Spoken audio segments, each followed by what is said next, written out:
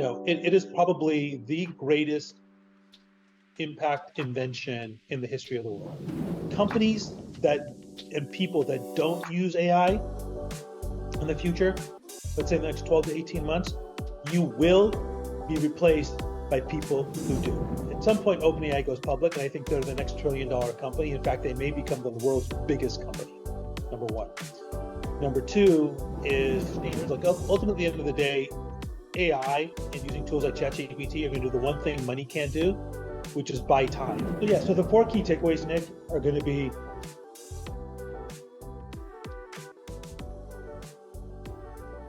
Rajeev Kapur, welcome back to the Book Thinkers Life Changing Podcast. We are so to talk to you about your newest book, AI Made Simple.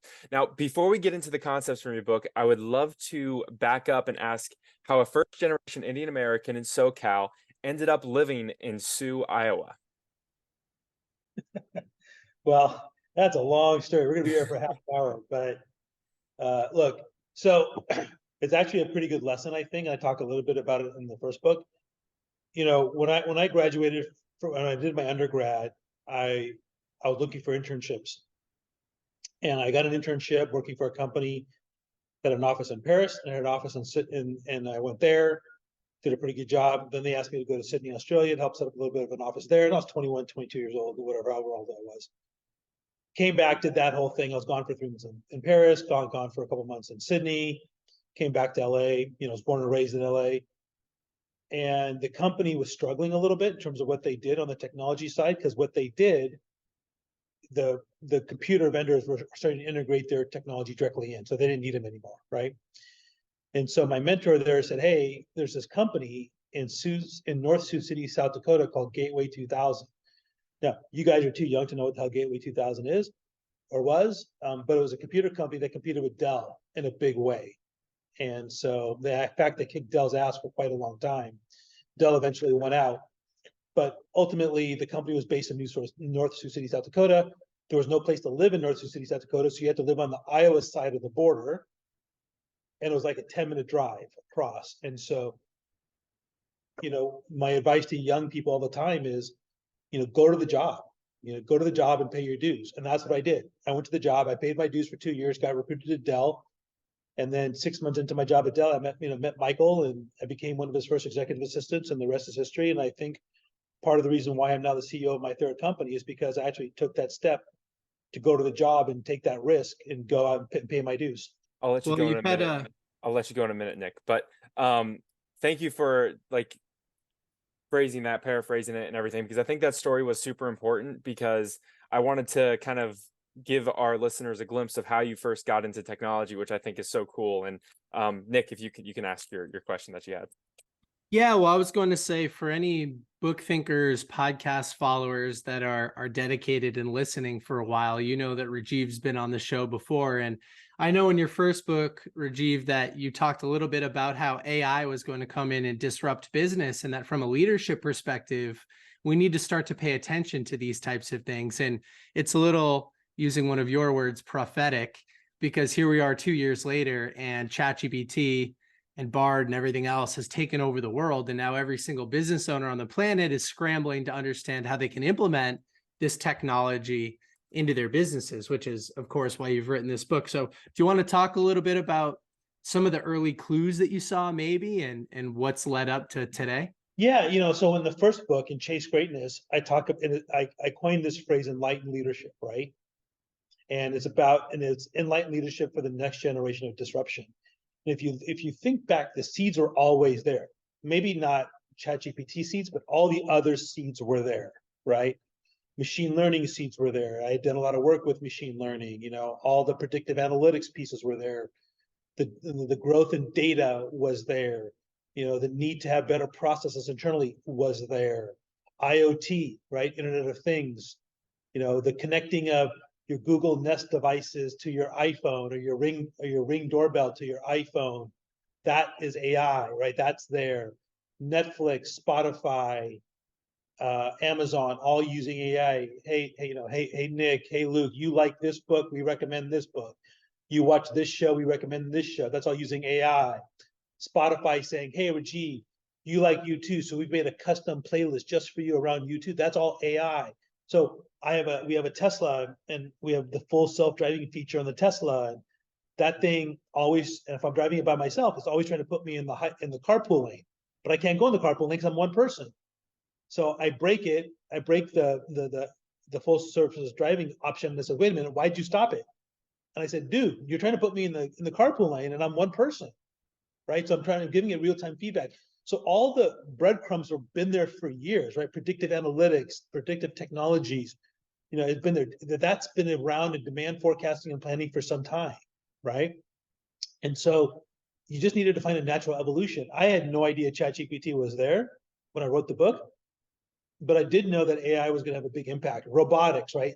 You see all the crazy Boston Dynamics things of humanoid robotics doing backflips, right? I mean, you need AI to do that stuff, right? So it's always been around us. It's just never really been widely available to the masses. And then ChatGPT came out, and next thing you know, within a 24-hour period, it became the most widely used product in history. And some people say, oh no, what about Threads?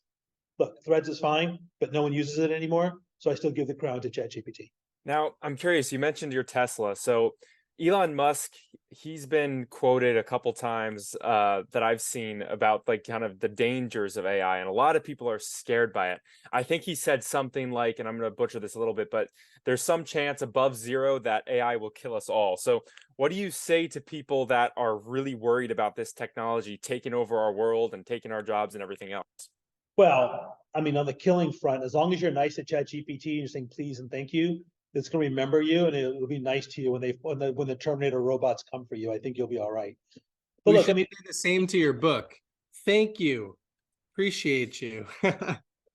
so look, Elon Musk is a really smart dude, right? I mean, the richest man in the world, and he's right. I mean, unchecked, unfiltered. I mean, sure, it could do a lot of bad things. There's bad AI. There's gonna be bad AI out there, absolutely. But you're gonna need some smart people going to invent good AI and good AI tools to fact check and check the bad AI. That's just going to happen over time, right? You're going to see development of AI in cyber, AI in social governance practices. You're going to see, just AI tools. Remember, this tool's only 10 months old, right? So imagine what the tool's going to look like in 2, 3, 4, 5, 6 years, right?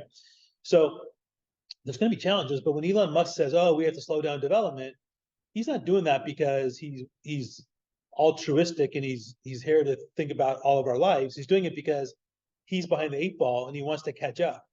Because I don't know if you guys know or not, but when OpenAI, the parent company of ChatGPT, first formed, it was a nonprofit, and the biggest backer was Elon Musk, right? And so when it went from being a nonprofit to a for-profit business, Elon Musk left because he didn't want it to be a for-profit business, essentially. And I'm paraphrasing, right? I'm sure kind of all crazy stuff happened in Silicon Valley around the whole thing.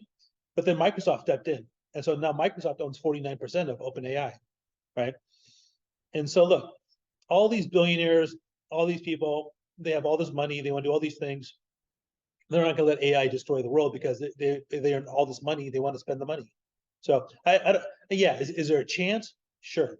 But there's also a chance that there's also a chance that we have a couple of wars going on right now. They can spiral out of control and someone could launch a nuke, right? I think there's probably more a chance of that happening than AI taking over the world and destroying us. So, yeah, there's always a chance for everything. Well, I know Luke and we both read Elon Musk's new biography by Walter Isaacson, and he talks a lot about some of the things you've mentioned, including that the early days of OpenAI, as well as the data that Tesla is collecting from people like you in real time and leveraging artificial intelligence to make better decisions. I'm sure the days where that car gets you from A to B without any intervention, it's not too far off. So I want to highlight something from this book that I thought was really interesting. The introduction was written by ChatGPT, which I have not seen before. So tell me why you decided to leverage this tool to actually write the introduction for your book. Well, a couple of things. Number one is, so the book is, people think, oh, it's a book written by ChatGPT. I think somebody made a comment on the original post, whatever, on Book Thinkers. It's not. Yeah, I mean, I figured who better to introduce a book on AI made simple than the tool itself. So I used the tool. It gave me a pretty good answer. I said, okay, let's run with it. And then it's fine. It works. So essentially it's ChatGPT introducing me, right? Introducing the book. And I thought that was pretty cool. And throughout the book, I used examples of ChatGPT, and you can show people but it's pretty spelled out the parts that are written by ChatGPT, and the parts that are written by ChatGPT are me putting in prompts saying, hey, just give me a recipe for XYZ or whatever it might be, right? So, and that's spelled out properly. It's all annotated properly, and it's all, yeah, exactly, right? It shows exactly when that part is, but that's why I did it. I just felt I also thought it was kind of funny, and I unique. did too. I also thought it was kind of unique and different, and and it also kind of sent a message all as well, right? So, anyways, that's why I did it. But then the foreword was written by my old boss from Dell, so I know he's not AI, even though he used to act like he was an AI robot, but he's not AI. How does your old boss from Dell, how does he view AI? Like, what's his opinions about it? Is he excited to embrace it, or is he Oh yeah, a little yeah. cautious? Yeah. 100%. I mean, change the world. That guy went off. He went out and ran some major. He was CEO of Lenovo, CEO of Bell Helicopters, CEO of the largest employer in Arizona, Avnet, the distribution company. So he gets it. He understands. Like ultimately, at the end of the day, AI and using tools like ChatGPT are going to do the one thing money can't do, which is buy time. A normal task that would have taken 6 hours can now take 6 minutes. Something that would have taken 6 minutes now takes 6 seconds, right? So it's buying time. It's designed to make you more efficient, right? It's kind of like if you think about it, right? It's it is probably the greatest impact invention in the history of the world. I think there's a quote from Sundar Pichai, and I think it's in the book. Can't remember now. It's been a while now, but it's where he talks about this can be more important than electricity and fire, and I don't think he's wrong. What are some of the ways you think that value will represent itself in a mainstream way over the next couple of years? Well, just take a look at our podcast, right? I don't know if you saw or not, but Spotify is going to be releasing podcasts in multiple languages. So you'll be able to take this podcast with our words, replicating my voice, your voices, and release it in Spanish, French, German, Hindi, whatever language, Mandarin, and all of a sudden Book Thinkers reach goes from your reach you have today, which is, primarily a US audience, to global, right? That's just one simple example, right? Of potential reach and change. And what would I'd ask you, Nick? I mean, you're the founder and CEO of this business. If all of a sudden you can take your podcast and put them into 10 different languages and send them all over the world, how would that impact your business? Yeah, it would be tremendous. I think today something like 80% of our listeners are from the United States, and the United States is a very limited example of what this, of what the potential that we have to reach is. So I think that's amazing. I saw a tool the other day that's sort of in beta stages where you could take a video speaking to the camera like this, and it will translate the video and then use some type of AI to mimic your mouth speaking that language. So I could be speaking on video in other languages as well, which would be spectacular and instantly at 10x's your reach, I would imagine. Yeah, I mean, so I think I saw the same thing. It's from a company called HeyGen, HeyGen, right? And it Yeah. can do that today. I mean, they're actively pushing that technology right now. You gotta go Look, check that out. but that's pretty cool, right?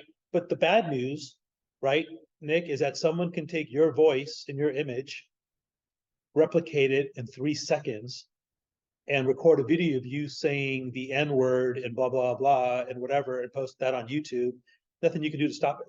Yeah, that's scary too. And I Right? know there's a lot of conversations about deep fakes, like podcaster number one on the planet, Joe Rogan. He said companies are making 6 figures faking videos of him promoting their products and then running ads against it.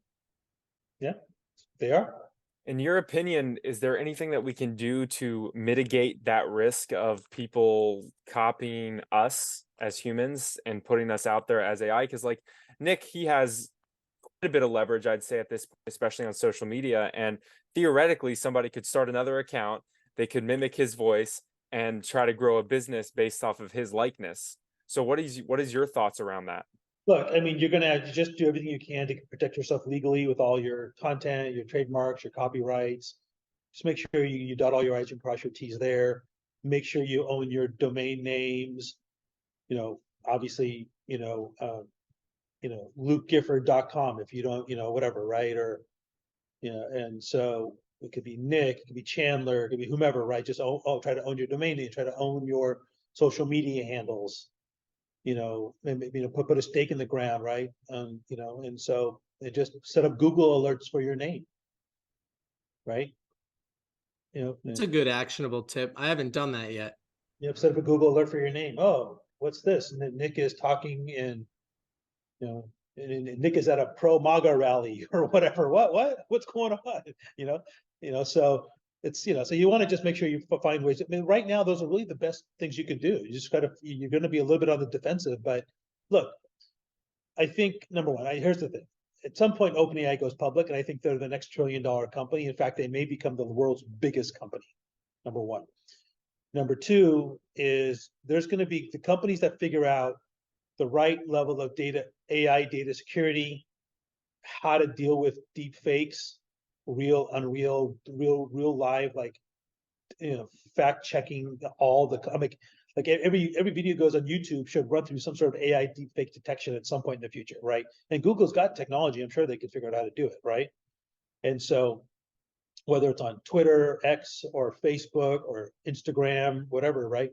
There's gonna, the next person who develops some sort of deep fake detection, clarity, deleter product, I think that's going to be that's probably going to be the next $1 trillion company as well. So I think that's a huge market, huge opportunity.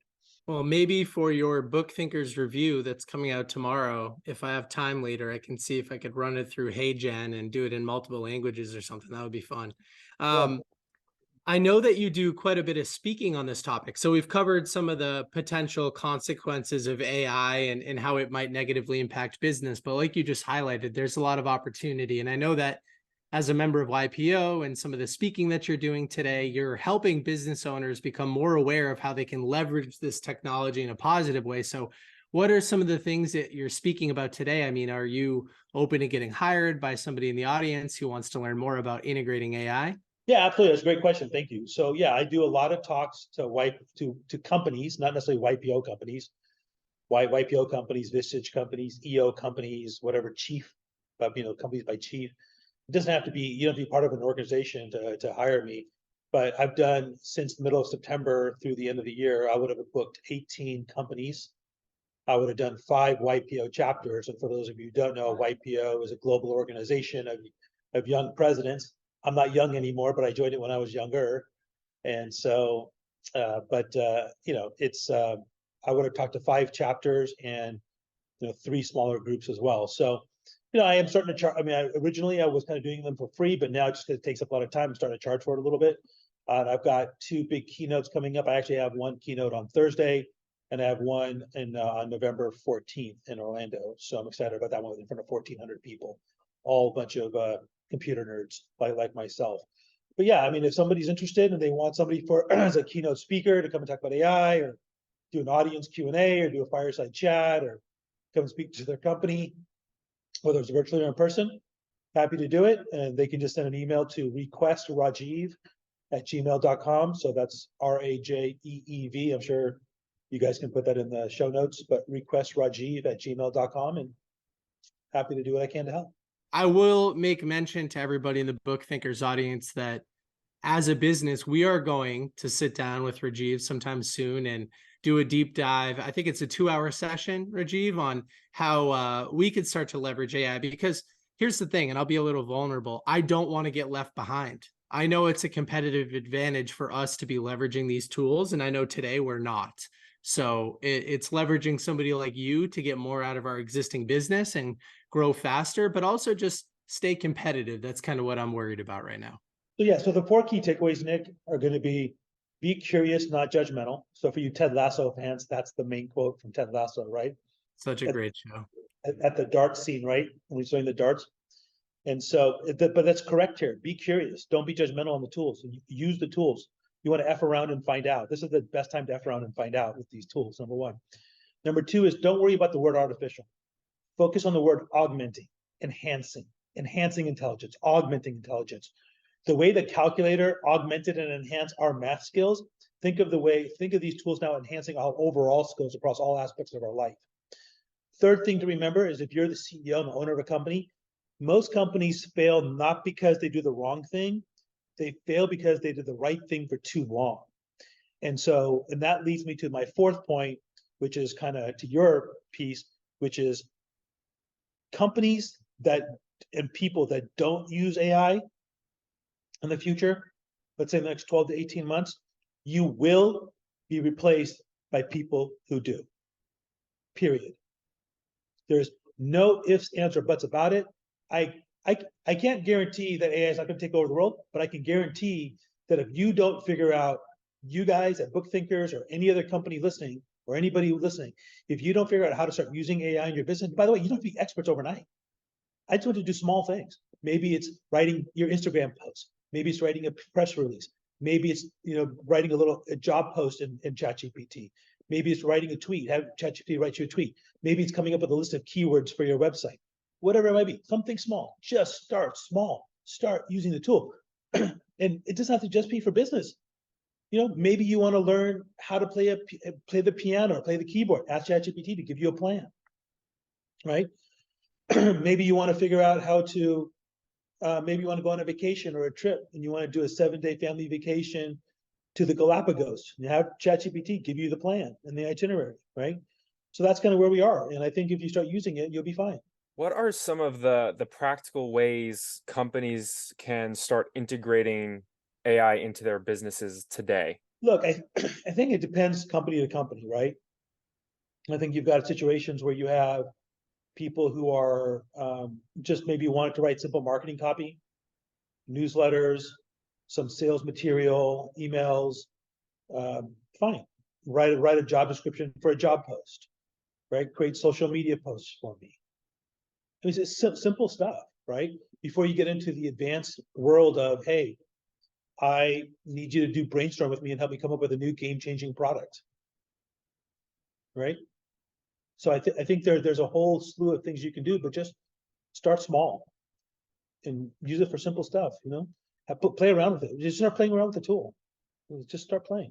Well, it's great that you're making this approachable for people. I think it's important, like you said, you just be curious. It's enhancing what you do.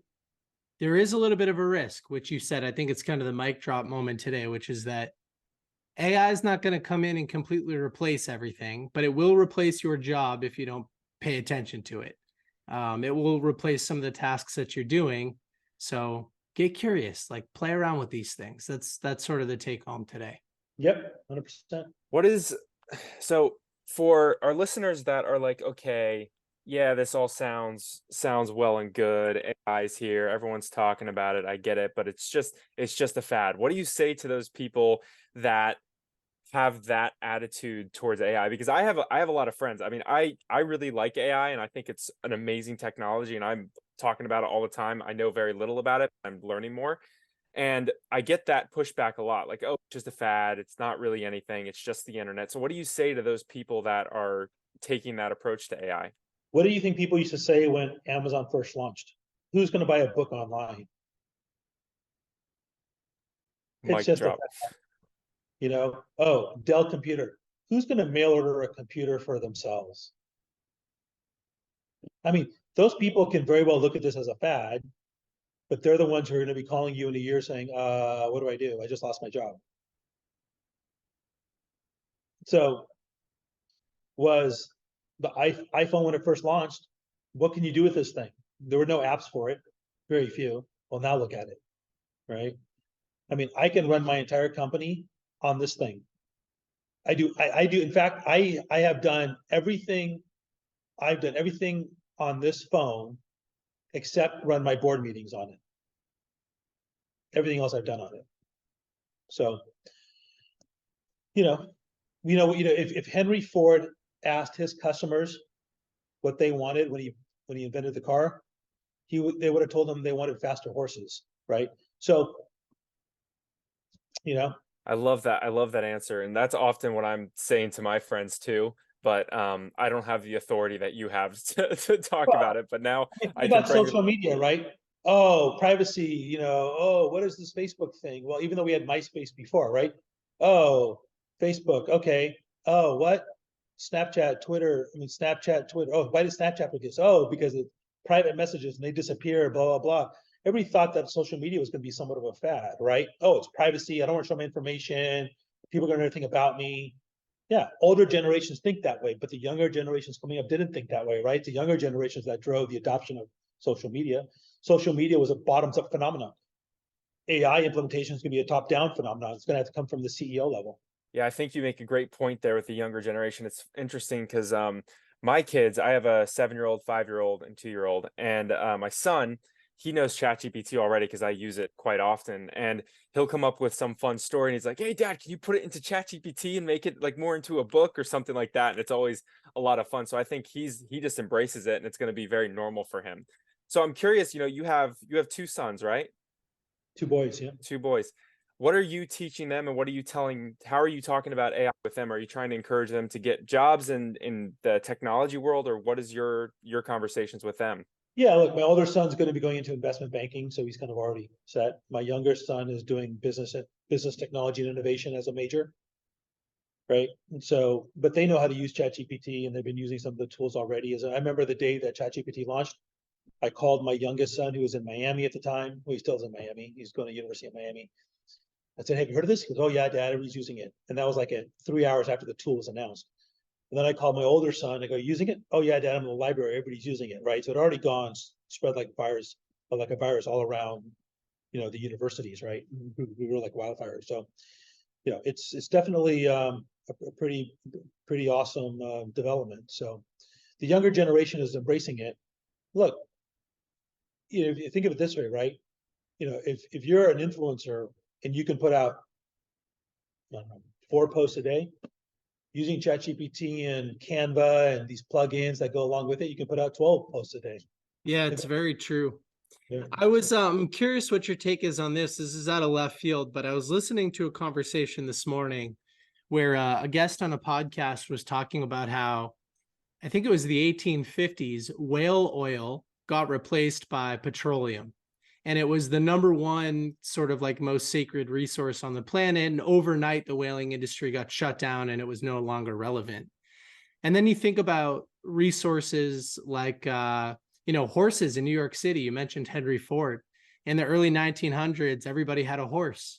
And now there are probably 0 horses in New York City. And then you think about cobalt. Unfortunately, that's being mined in a terrible way, I think, all over the planet right now. But that wasn't even a resource 20 years ago that we even thought about, but it's in all of our phones and stuff now.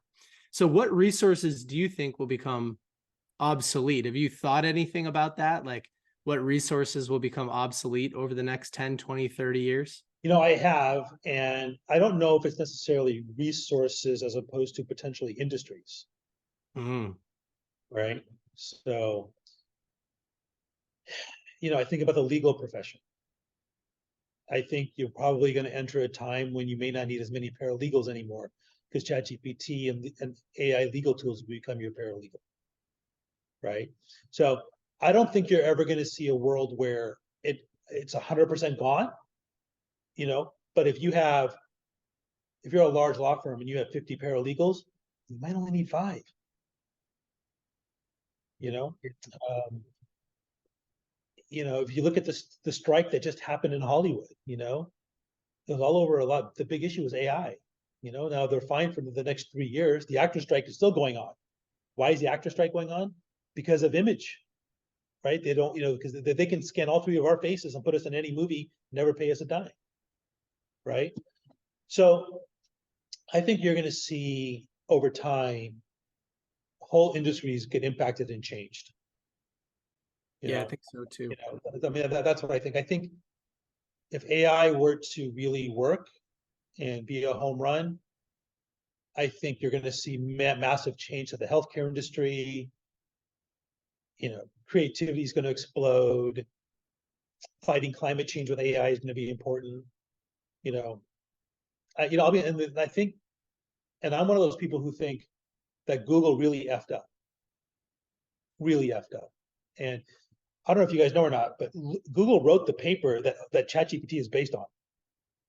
So back in 2017, they wrote the first LLM paper, which basically detailed how to train the chat what has eventually become the ChatGPT and BART algorithms, right? And so Google wrote the paper, but they didn't do anything with it. But they had DeepMind and and all these businesses, within Google, but they just never productized it. And OpenAI, once it figured out, once it took the paper, it was basically the holy grail of this whole thing. They figured it out. And the way it works, the way it's trained is, you got all those books on your guys' bookshelf. Imagine if you have 100 people walking up to those bookshelves, each person taking an individual book and start reading it. Well, as you're reading your book, you're learning what the other 99 people are reading at the same time. And that's how it got trained. And that's basically what Google had developed, but they didn't monetize it. So now they're playing catch up. And I think there's something to first mover advantage. And, I think they're going to, I don't think they'll go away, but I think there's going to be some challenging times. Yeah, I think so too. Our video editor at Book Thinkers, Blake, he's always using ChatGPT and Bard and kind of looking for captions on social media, video ideas when we go out and film with authors. And he's a bigger fan of Bard, I think, than ChatGPT. But you're right. I think that there is an advantage. I think the first mover's advantage is real. Okay, final question for me. For somebody that's listened to today's conversation, they're like, okay, this guy's a thought leader. Clearly AI is important, but I don't need to read the book. Why do you think people need to read this book, AI Made Simple? What's the primary value that somebody's going to get from choosing to read it? I wrote this book so my mom could understand it. And this technology is so crazy advanced. It is so scary to so many people. My goal was to boil this down and just make it really, really simple. And when I published the book, it was already a little obsolete because the way the technology is moving so fast that we're going to start working on a second edition here. I'm going to start working on a second edition probably in January or February.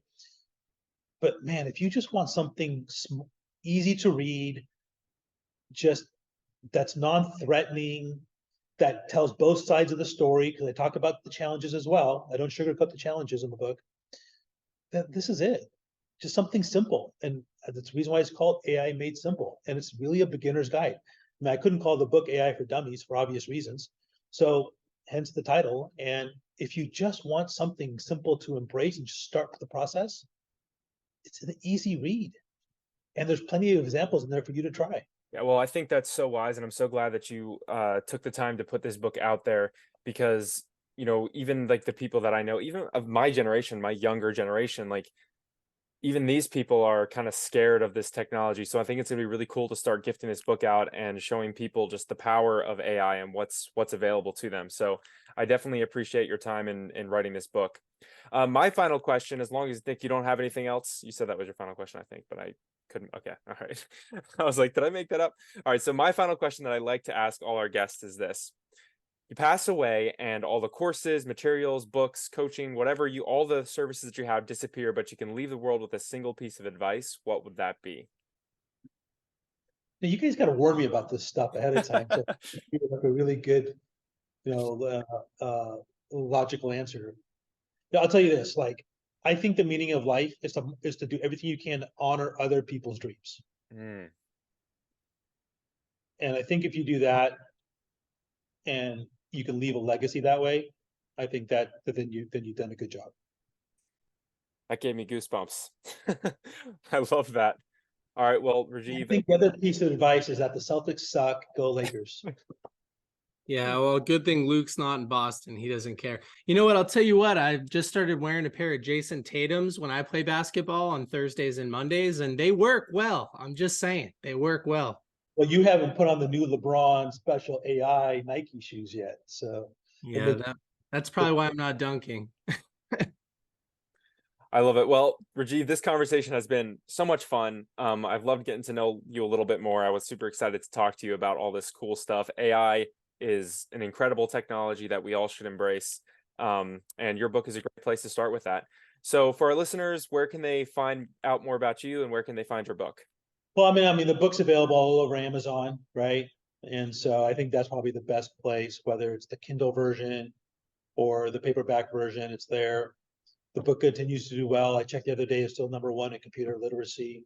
So it's been a bestseller for the last 2 months. It was a bestseller for the month it was on pre-order, and it's still a bestseller. So that's exciting now for a month later. So that's a great place to go get it. Someone wants to connect with me, obviously on LinkedIn.